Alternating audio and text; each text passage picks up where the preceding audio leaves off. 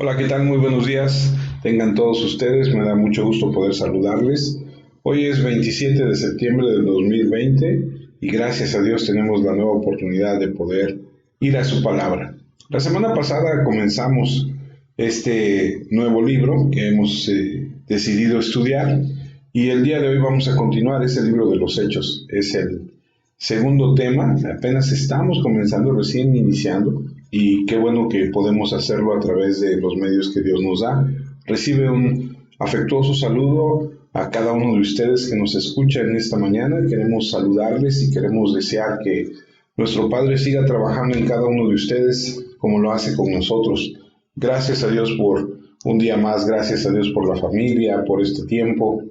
Esperamos que pronto podamos volver a juntarnos, volver a estar en la normalidad que antes teníamos. Y bueno, estamos viendo cómo avanza todo este tema de la pandemia y cómo poco a poco vamos a ir regresando a esa normalidad. Mientras estaremos continuando en este modo a través de estos medios.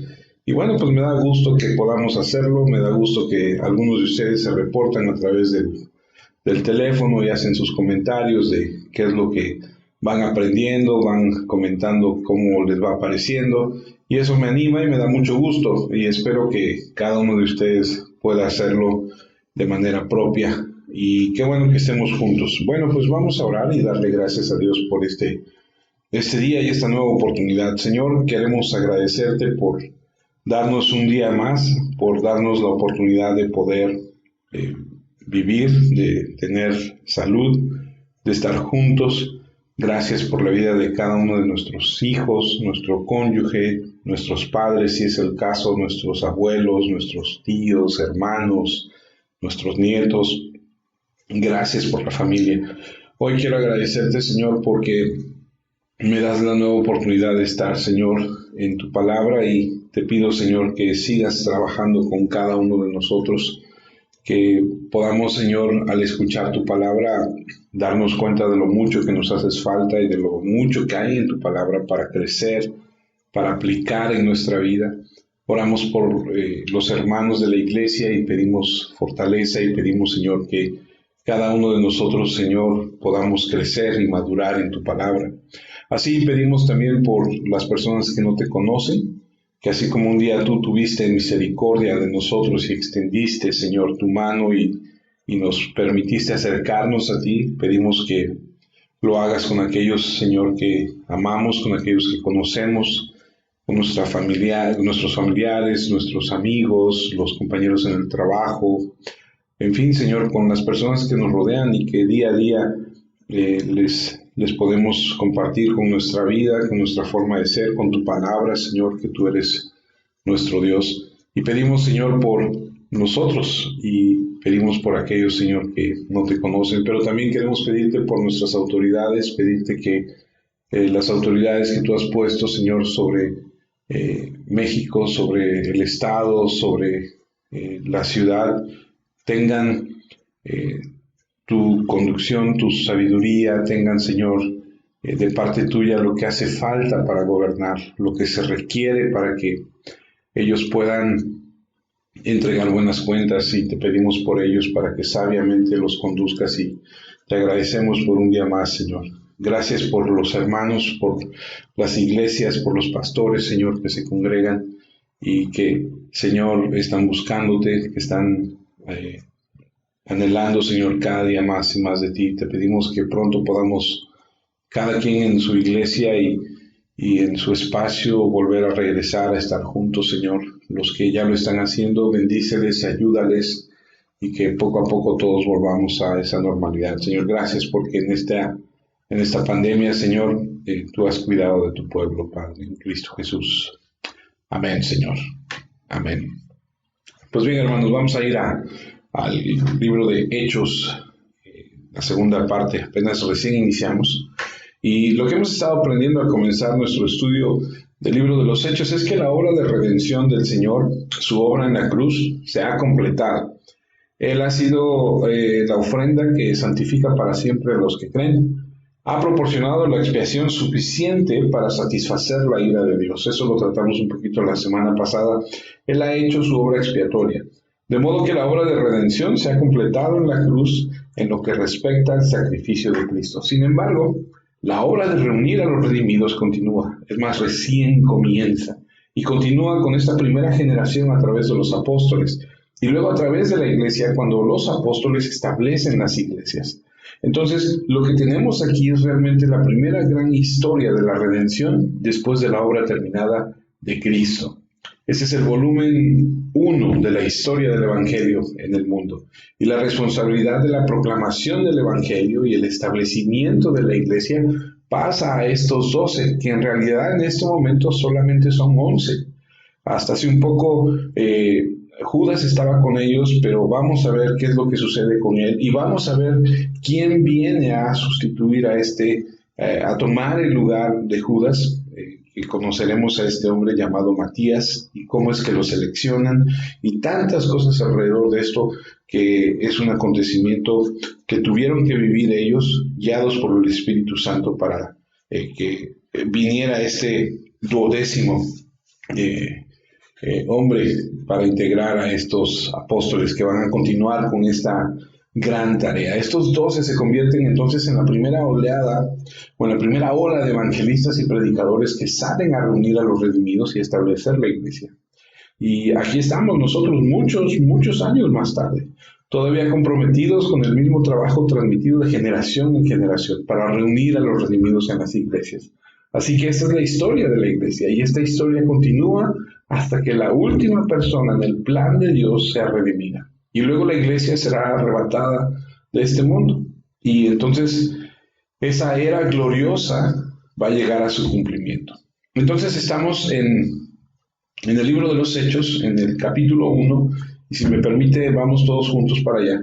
Capítulo 1, versículo 2, a donde el Señor está hablando a estos apóstoles de los que le comento que Él ha elegido. Y dice el versículo 2, hasta el día en que fue recibido arriba, después de haber dado mandamientos por el Espíritu Santo. Y luego, si usted quiere subrayar ahí, dice a los apóstoles que había escogido. Ahora, desde un punto de vista humano, darles una responsabilidad tan enorme pareciera una muy mala idea. Pensar que estos 11 van a poder llevar el Evangelio a Jerusalén sería una exageración. Y luego pensar que llenarían Judea, Samaria y que irían hasta el fin de la tierra, es mucho pensar de ellos. Ahora, no solo porque es una tarea enorme, porque es algo impensable. Piénselo por un segundo conmigo. Si tuvieras que iniciar una empresa, un negocio, con un pequeño grupo de personas, es posible que no digas desde el principio que la responsabilidad será llevar esto a todas las personas del planeta. Es probablemente una locura lo que dirías, sonaría algo loco. La simple naturaleza masiva de tal tarea es abrumadora, incluso para pensarlo, y mucho menos para ser asumida por personas, y aquí es a donde finco lo que estoy diciendo, aquí es de donde yo me tomo para decir esto, y lo digo con mucho respeto, porque hasta este momento estas personas son personas sin poder, no solamente socialmente, son personas impotentes desde el punto de vista académico, económico, religioso. Ninguno de ellos es importante en ninguna de estas categorías.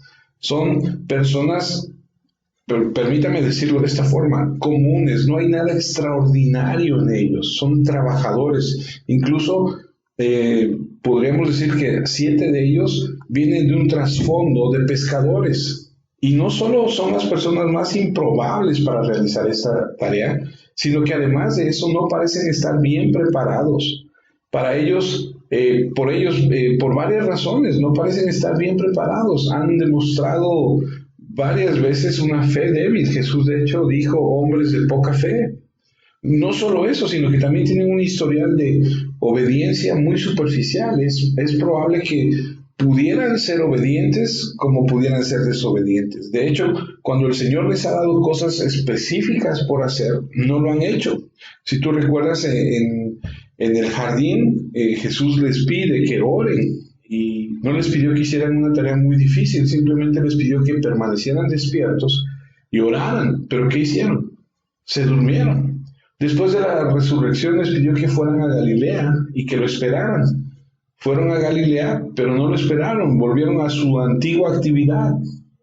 Así que no han probado ser fuertes en la fe, ni particularmente efectivos o consistentes en perseverancia o obediencia. Y podemos agregar a eso que son en algún punto hasta cobardes. Cuando Jesús es arrestado en el huerto, todos huyeron, todos lo abandonaron. También es muy cierto que parecían impacientes, y si vas a asumir una tarea que va a ser que llevar el mensaje hasta los confines de la tierra, vas a necesitar mucha paciencia. Pero demuestran impaciencia incluso en este punto, porque van a preguntar, ¿y vas a traer el reino ahora? ¿Cuánto tiempo hacemos esto? ¿Vamos a estar haciendo esto unos días, unas semanas, unos meses? Y entonces demuestran y están marcados con muchas cosas que nos harían dudar de la capacidad de ellos para lograr tal tarea. Entonces entendemos que van a necesitar estar preparados para esto. De alguna manera, si estos hombres van a cambiar el curso de la historia de la humanidad, algo tiene que sucederles. Entonces los apóstoles se convierten en el centro de atención de nuestro Señor en esta sección inicial, antes de que vayan a hacer esta gran tarea. Ellos son los que Él eligió para el trabajo. Y permíteme leerte algunos versículos que tienen que ver con esta frase de que Él los eligió.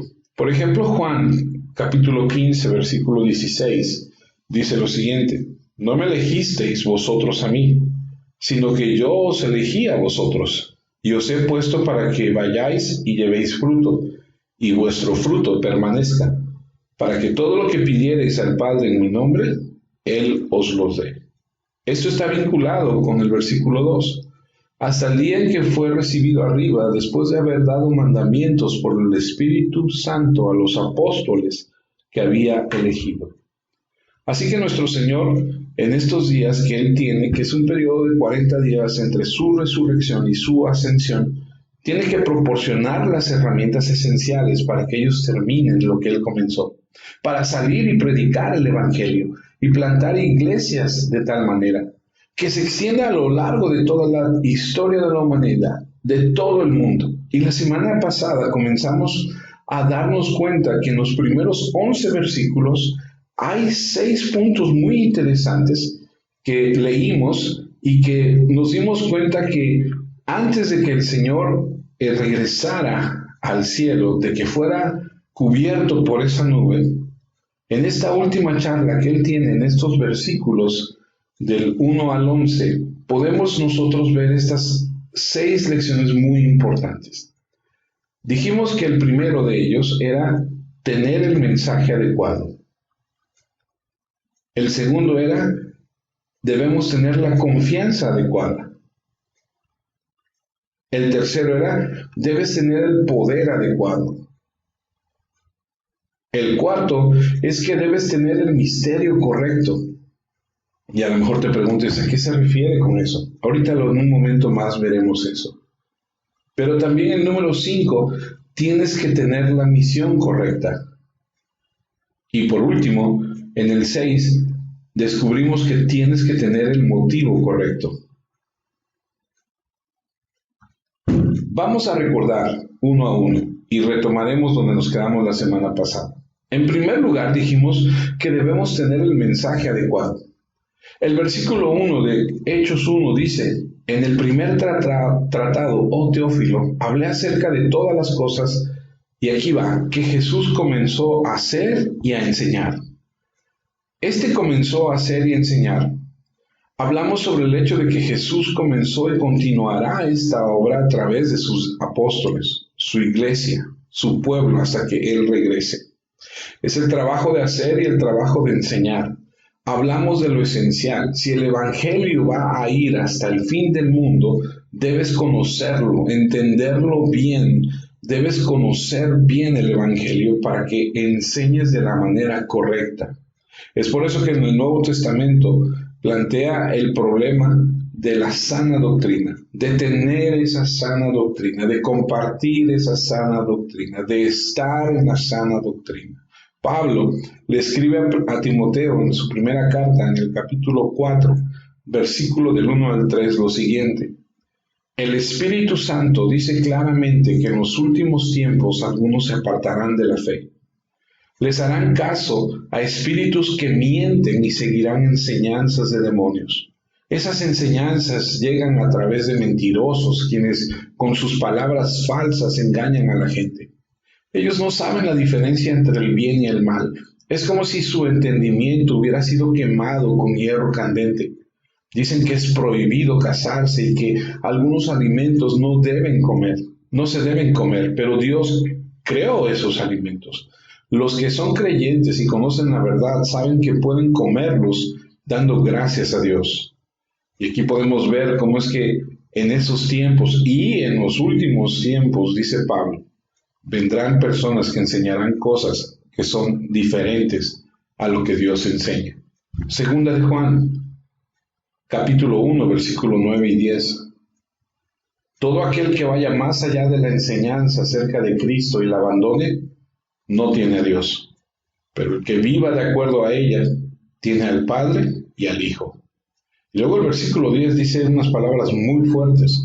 No reciban en su casa al que no tenga esta enseñanza, ni le den la bienvenida. Todo aquel que vaya más allá de la enseñanza de Cristo y la abandone, dice, no tiene a Dios. Y luego dice, no lo recibas en tu casa, ni le des la bienvenida. Palabras fuertes. Gálatas, capítulo 1, versículo 8 y 9. Mas si aún nosotros o un ángel del cielo os anunciare otro evangelio diferente del que os hemos anunciado, sea anatema. Como antes hemos dicho, también ahora lo repito. Si alguno os predica diferente evangelio del que habéis recibido, sea anatema. 2 veces dice sea anatema. Y las 2 veces hace referencia a predicar algo diferente, un evangelio distinto. Y esta palabra anatema es muy fuerte porque significa sea maldito. Hay a través del Nuevo Testamento, las epístolas, este esfuerzo, incluso en el libro de los Hechos, un esfuerzo marcado para proteger el verdadero mensaje.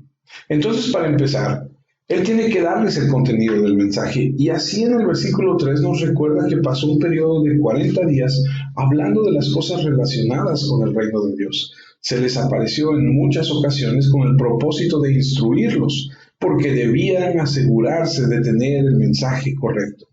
La Biblia afirma que toda palabra de Dios es pura, cada palabra, como plata refinada 7 veces en un horno. Y ese ataque está aumentando en este momento. Por cierto, mientras hablamos en este momento en particular, en el mundo evangélico hay un ataque masivo a la verdadera doctrina de la inerrancia.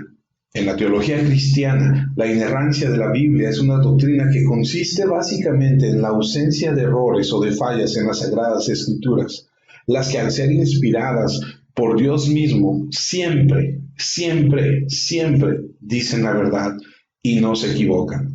Por eso no es sorprendente que cuando tú lees Génesis, ves desde el principio que Satanás siempre atacó la palabra de Dios, desde el Génesis. Esta semana hablábamos con una pareja, platicábamos acerca de esto y enseñábamos que en la Escritura la serpiente, que dice que era astuta, le dijo a Eva, ¿con que Dios ha dicho? Poniendo entre tela de juicio, poniendo entre así ¿es verdad lo que él ha dicho? Como que no es creíble. Y siempre desde un principio la palabra de Dios ha sido atacada. Las palabras de Jesús son vida. Cuando Dios se revela a sí mismo, no se revela en impresiones, Él se revela a sí mismo en palabras, y las palabras están escritas con precisión. No significa que necesariamente entendieron las palabras de Dios, pero son verdad. Mira lo que dice Primera de Pedro 1:10. Los profetas estudiaron los detalles de esta salvación tratando de entenderla y hablaron sobre el generoso amor que Dios les ha dado a ustedes. Los profetas intentaban saber cuándo llegarían los sufrimientos de Cristo y cómo sería el mundo cuando llegara. El Espíritu de Cristo estaba en ellos y les hablaba de lo que Cristo tendría que sufrir y de la gloria que recibiría después. Dios les hizo entender lo que decían no era para ellos mismos, sino que les estaba sirviendo a ustedes. Lo que los profetas decían es la misma buena noticia de salvación que fue anunciada por quienes les llevaron el mensaje a ustedes. Ellos también hablaron por medio del Espíritu Santo, enviado del cielo. En ese mensaje hay detalles que hasta los mismos ángeles quisieran conocer. Pedro dice que los profetas de antaño miraron lo que escribieron para tratar de entenderlo. Pero nunca fue una cuestión de palabras, era una cuestión de interpretación. No siempre fue así, e incluso hoy hay algunos pasajes en los que no sabemos cuál es la interpretación adecuada, porque no podemos reconstruir todo el escenario original. Jesús quería que recibieran el mensaje correcto, así que durante 40 días hizo que entendieran el reino, que entendieran la naturaleza del reino y cómo entrar en el reino, que es el camino del Evangelio y lo que era el Evangelio. Y por supuesto, no solo debían enseñarlo, debían vivir sus vidas de tal forma que fueran ejemplos para apoyar las afirmaciones del Evangelio. Recuerdan que les dije hace unas semanas atrás que no había Nuevo Testamento, lo único que había era Antiguo Testamento, y que lo que ellos vivían, la gente lo veía, y entonces ellos se convirtieron en esa figura de Cristo. Ellos tenían que vivir lo que predicaban. Por eso es tan importante entender el Evangelio, porque no solamente es palabra, sino hay que vivirlo. Dice la Escritura misma que no solamente debemos ser oidores de la palabra, sino hacedores de la palabra. En segundo lugar, aprendimos que la confianza adecuada es necesaria también, porque si vas a realizar esta gran tarea, tienes que tener el mensaje correcto, pero también tienes que tener la confianza correcta. ¿Y cuál era esa confianza? Esa confianza que ellos tuvieron fue cuando lo vieron vivo de entre los muertos. Hechos capítulo 1, versículo 3 dice, a quienes también, después de haber padecido, se presentó vivo con muchas pruebas indubitables, apareciéndoseles durante 40 días y hablándoles acerca del reino de Dios. Necesitaban saber quién era Él. Necesitaban saber realmente si era Él, y lo demostró con muchas pruebas infalibles, convincentes, y uno de ellos fue, y me encanta eso, uno de ellos fue cuando regresó de entre los muertos. Una de esas pruebas estaba hablando del mismo tema del que estaba hablando antes, del reino de Dios. El tema nunca cambió, el mismo tema era el reino de Dios, el gobierno de Dios, y les enseñó el Evangelio y la entrada al reino, y lo vimos la última vez que estuvimos hablando de esto. Ellos tienen una confianza correcta al ver que Él es levantado de entre los muertos, al ver el poder de Dios. Y el tercer punto es que no solamente ellos tuvieron lo que dijimos en el mensaje correcto, la confianza correcta, sino que ahora en el tercer punto, el poder adecuado.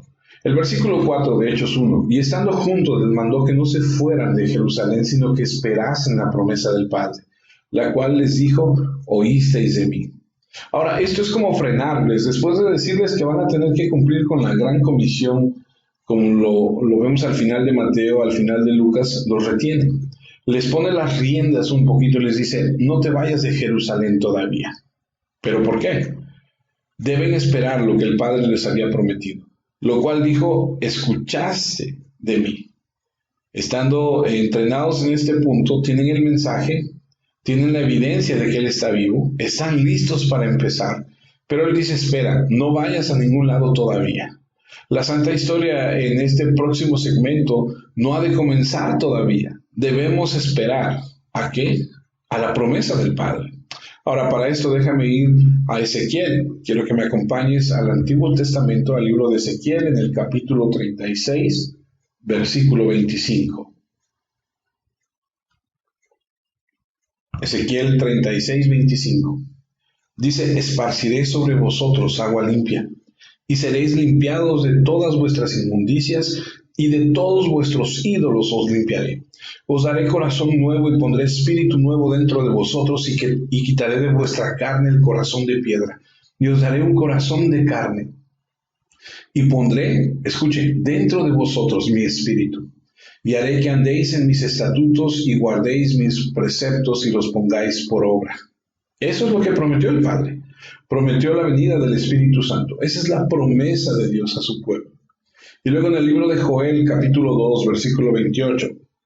Joel, capítulo 2, versículo 28 dice: y después de esto derramaré mi espíritu sobre toda carne, y profetizarán vuestros hijos y vuestras hijas, vuestros ancianos soñarán sueños y vuestros jóvenes verán visiones.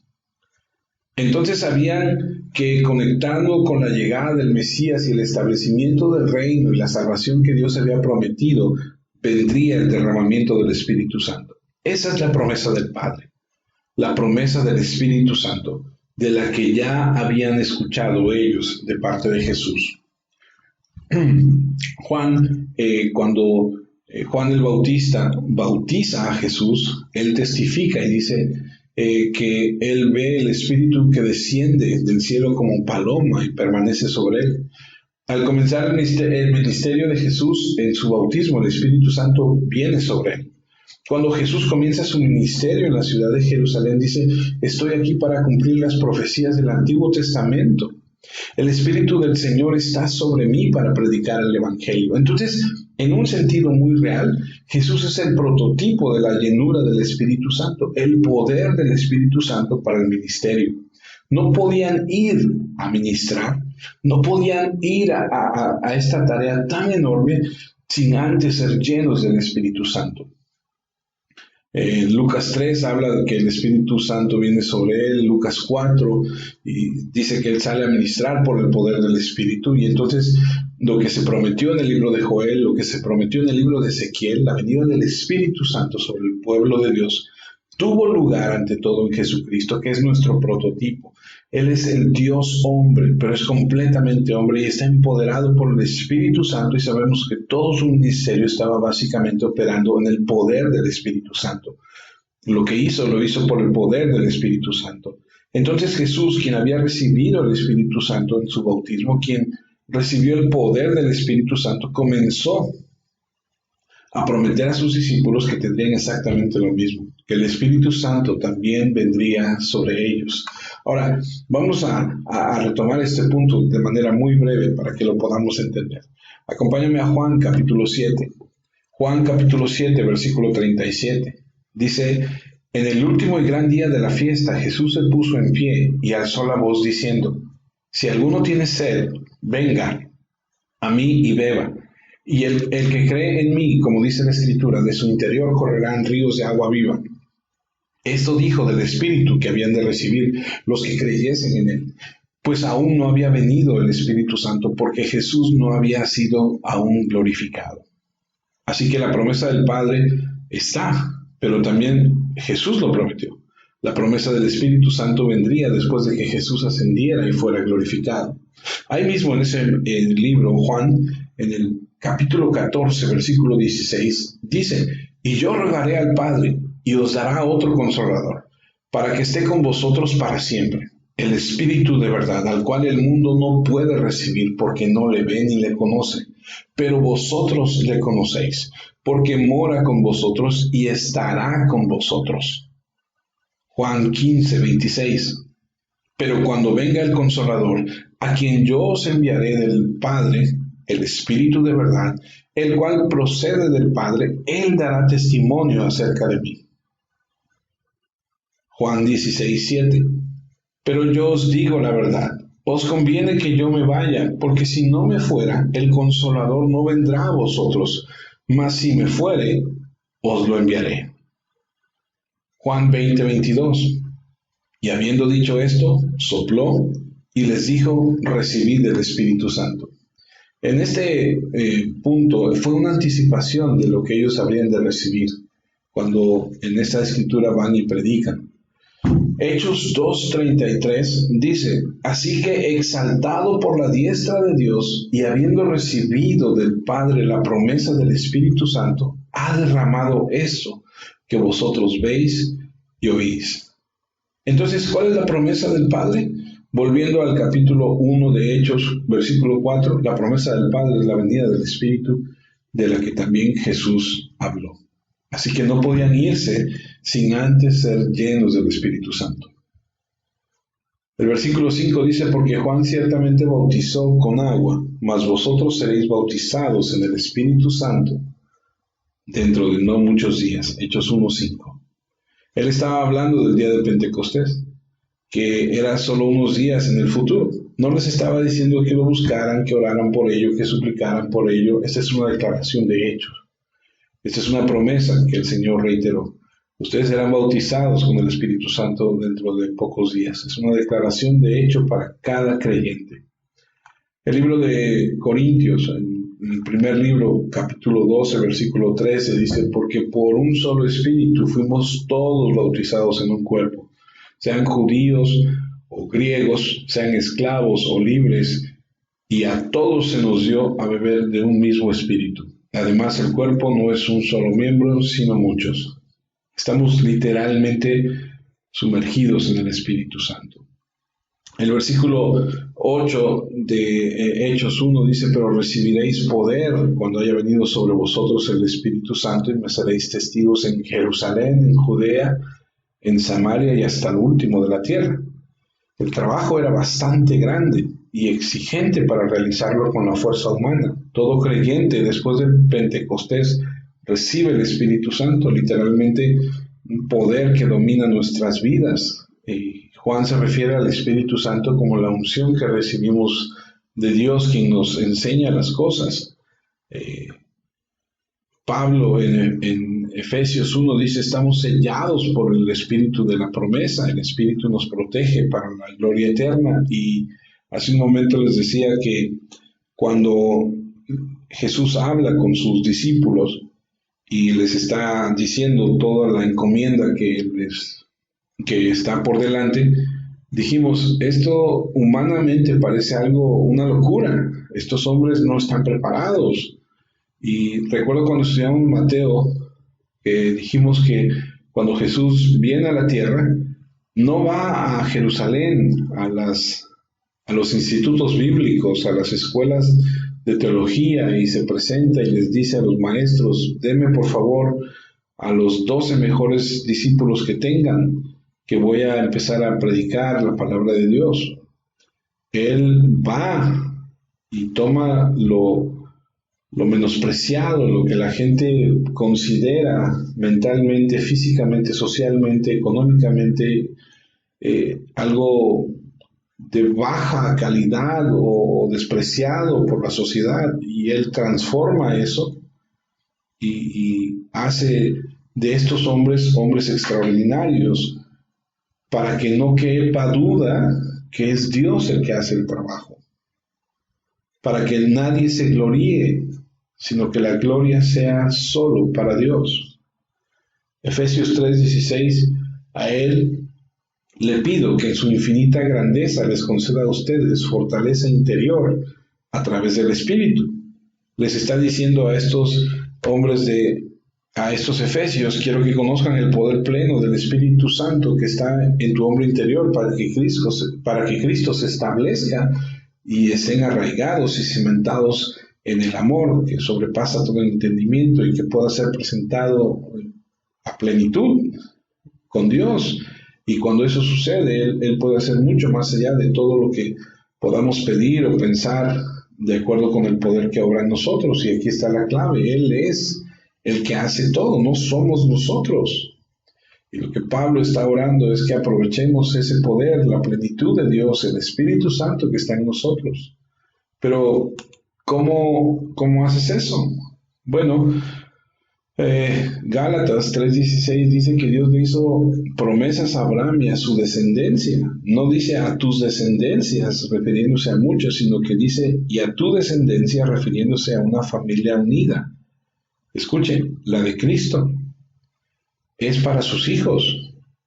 Él le da esta capacidad, este poder, esta relación con el Espíritu Santo, porque no quiero que malinterprete, el Espíritu Santo no es un poder que adquieres y que dices, es un poder. No, el Espíritu Santo es Dios, Dios mismo te da la capacidad a ti de que Él pueda morar dentro de ti y puedas obtener esa plenitud en Cristo, en el Espíritu Santo, para que te conduzca, para que nos lleve a hacer las cosas que Él quiere que hagamos. Por eso Efesios 5:18 dice, no se emborrachen, porque así echarán a perder su vida. Mejor llénense del Espíritu Santo. Es el mensaje correcto, la seguridad correcta, el poder divino correcto, porque esta no es una tarea que se pueda lograr con la fuerza de los hombres. Y luego vemos el cuarto, el misterio apropiado. Y aquí es a donde les decía yo que podemos aclarar un poquito, porque cuando dices misterios, ¿a qué te refieres? ¿Qué hay escondido? ¿Qué? Bueno, voy a leer los versículos 6 y 7 de Hechos 1. Los apóstoles estaban reunidos con Jesús y le preguntaron, Señor, ¿le vas a devolver ahora el reino a Israel? Y Jesús les contestó, el Padre es el único que tiene la autoridad para decidir las horas o las fechas. A ustedes no les corresponde saberlo. Aquí hay un misterio, nadie sabe el día o la hora. De hecho, ni siquiera Jesús, el Padre es el único que sabe. Primera de Pedro 1, versículos 10 en adelante, dice, los profetas estudiaron los detalles de esta salvación tratando de entenderla y hablaron sobre el generoso amor que Dios les ha dado a ustedes. Los profetas intentaban saber cuándo llegarían los sufrimientos de Cristo y cómo sería el mundo cuando llegara. El Espíritu de Cristo estaba en ellos y les hablaba de lo que Cristo tendría que sufrir y de la gloria que recibiría después. Dios les hizo entender que lo que decían no era para ellos mismos, sino que les estaba sirviendo a ustedes. Lo que los profetas decían es la misma buena noticia de salvación que fue anunciada por quienes los llevaron el mensaje a ustedes. Ellos también hablaron por medio del Espíritu Santo enviado del cielo. En ese mensaje hay detalles que hasta los mismos ángeles quisieron conocer. Los profetas que recibieron este mensaje en el Antiguo Testamento no sabían qué persona ni a qué hora. Así que hay un misterio ahí necesario de toda la enseñanza del reino que Jesús había hecho. La parte que más los emociona fue que esto iba a suceder pronto y el reino terrenal iba a llegar. Estaban atentos y querían saber cuál era el tiempo. Sus esperanzas ardían con fuerza, estaban a punto de establecer un reino y tenían que estar seguros de ello. Juan capítulo 20, versículo 19, esa misma tarde del primer día de la semana, los seguidores cerraron las puertas del lugar donde estaban porque les tenían miedo a los judíos. Entonces Jesús vino y estando en medio de ellos les dijo que la paz esté con ustedes. Diciendo esto les mostró sus manos y su costado y se alegraron mucho cuando lo vieron. La era del Antiguo Testamento ha terminado, el Mesías está aquí. El que murió ahora está vivo, hizo la obra de expiación, está vivo, eso es todo.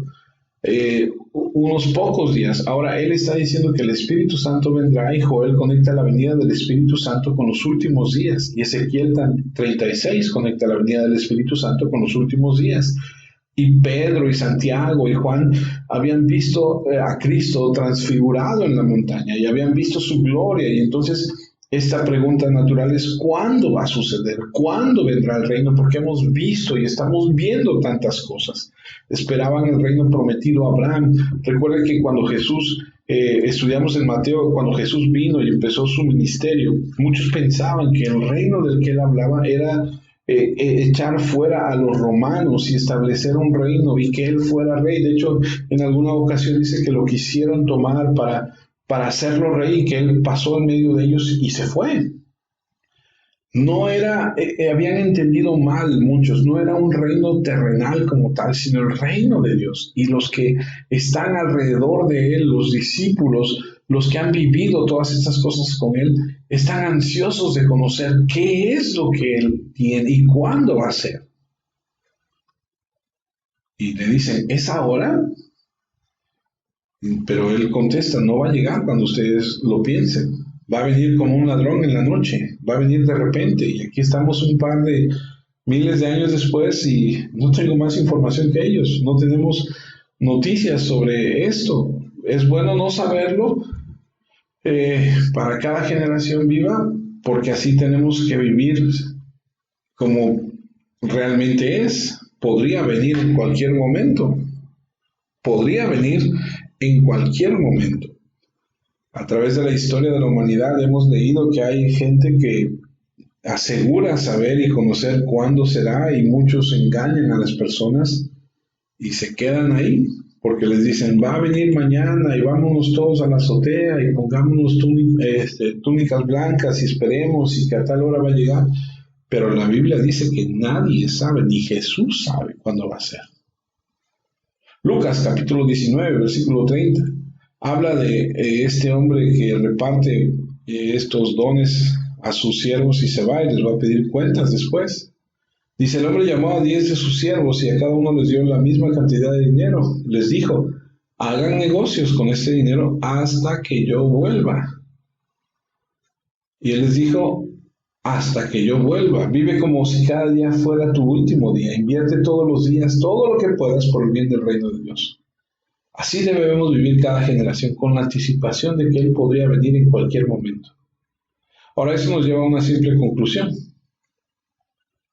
La misión adecuada. ¿Y cuál es esa misión? Ese es el quinto punto, el versículo 8.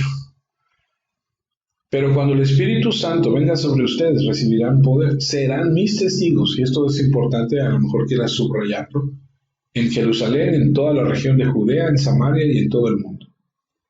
Después de que el poder venga sobre ustedes, serán mis testigos. Y la palabra testigo es una palabra muy interesante, porque se traduce de la palabra original mártires. La palabra mártir habla de que muchos de estos testigos del Evangelio murieron. Llegó a significar uno que muere por su testimonio. Recuerda cuando Jesús dijo, si alguno quiere venir en pos de mí, y añade que se niegue a sí mismo, toma tu cruz y sígueme. Ese sígueme te cuesta toda la vida. Tienes que estar dispuesto a dar tu vida. Ahora, detente un segundo ahí y piensa en esto conmigo. Si tú predicas el Evangelio hoy en día, el mundo en el que vivimos hoy en día no es el mismo mundo en el que estos hombres predicaron el Evangelio. ¿A qué me refiero? Bueno, hoy en día hay mucha moral. Aunque digamos que no hay moral, que se está perdiendo, hay mucha moral. Y a lo que me refiero es que durante muchos años se ha predicado el Evangelio. Muchas naciones han abrazado el cristianismo, y muchas no, pero muchas han abrazado el catolicismo, han abrazado el cristianismo, y a lo que me refiero es que conocen, han escuchado de Cristo, conocen la Escritura, tienen la Biblia a la mano. En aquel entonces no había tal cosa y el mundo era pagano, totalmente pagano. No había una afirmación de algún tipo de cristianismo cultural. Decían que la gente era pecadora y que se iba a perecer en su pecado, y estaban predicando el Evangelio. No tenían nada para apoyarlos en absoluto, era ajeno a los judíos. Era un mensaje horrible para los gentiles. Y la persecución estaba sucediendo en todas partes, de modo que los testigos se convierten esencialmente en mártires, porque era muy difícil. Y a lo que me refiero era que cuando tú te convertías, por ejemplo, tú eras de nacimiento judío y conocías a Cristo y te convertías al cristianismo, entonces los judíos se cerraban en ese círculo y decían, entonces ya no te vendemos o ya no te compramos nada de lo que tú produzcas. Y entonces la situación se volvía muy difícil.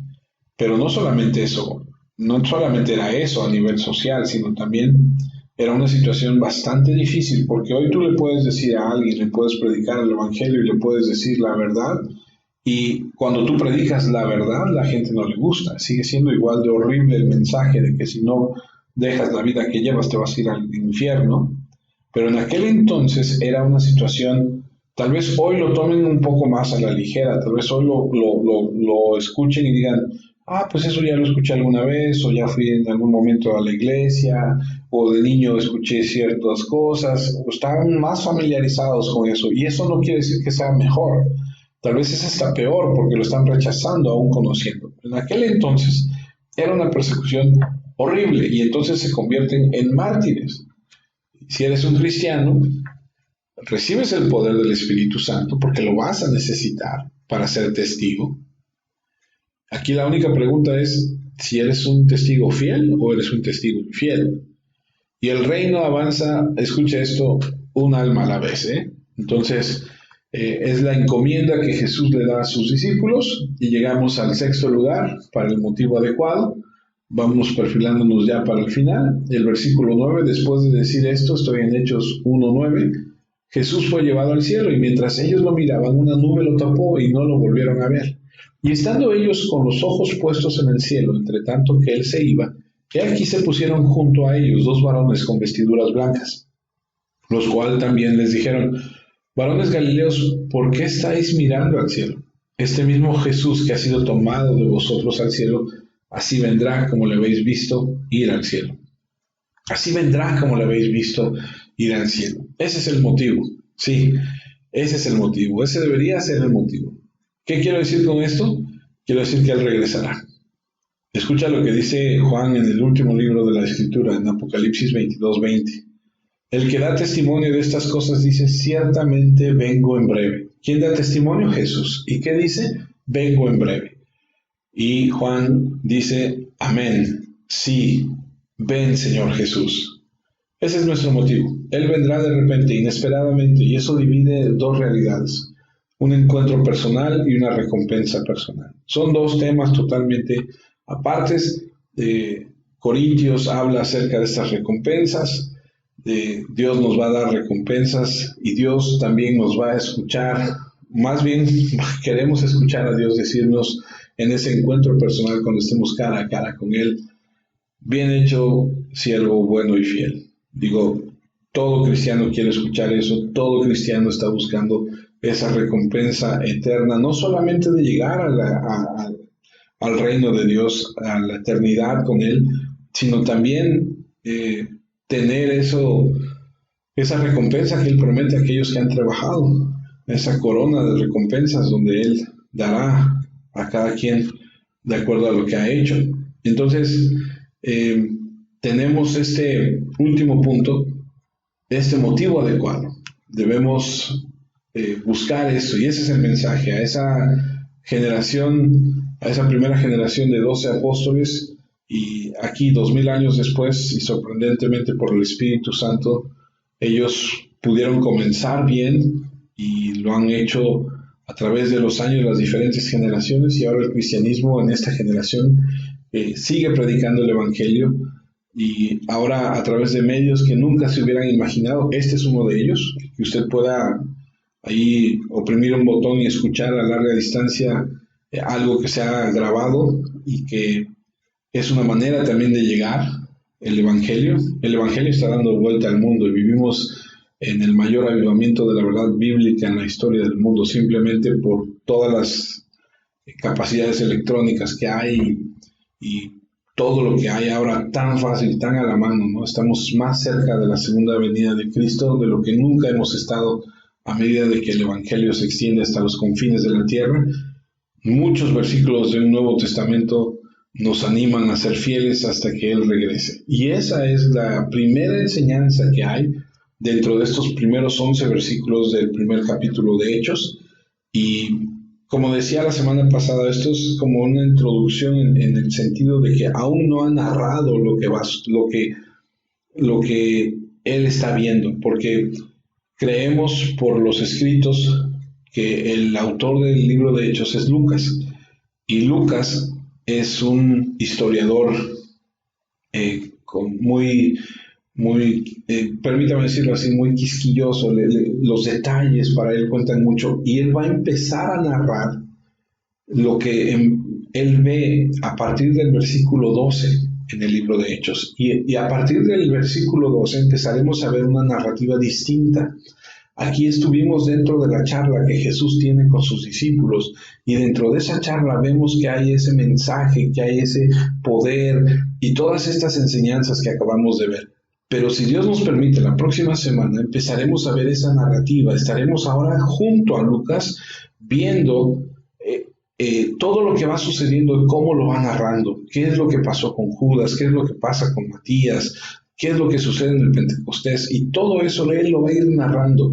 Y ahora vemos a Pedro que se levanta, y ahora vemos a Pablo, y va a aparecer de repente Esteban, y todo lo que va a suceder, Él lo va a ir narrando y nosotros estaremos junto a Él.